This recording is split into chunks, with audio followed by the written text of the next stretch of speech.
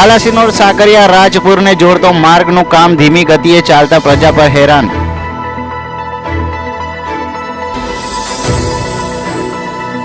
વેપારીઓમાં ફફડાટ. બાલાસિનોરમાં બિયારણ અને ખાતરની 6 દુકાનદારોને અનિયમિતતાના અભાવે નોટિસ.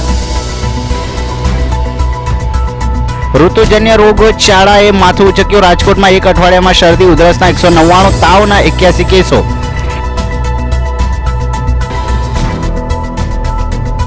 પ્રેસિડેન્ટ ઇન કોર્પોરેશન નામના કારખાનામાંથી ₹1.94 લાખનો પ્રતિબંધિત જંતુનાશક દવાનો જથ્થો ઝડપાયો.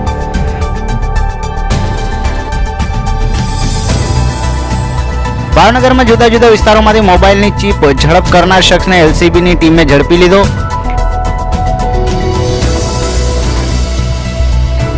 મહેસાણાના જગુદણમાં આવેલી આંગણવાડીમાં તસ્કરો ત્રાટક્યા. તેલના ડબ્બા અને ગેસની બોટલ ઉઠાવી ગયા.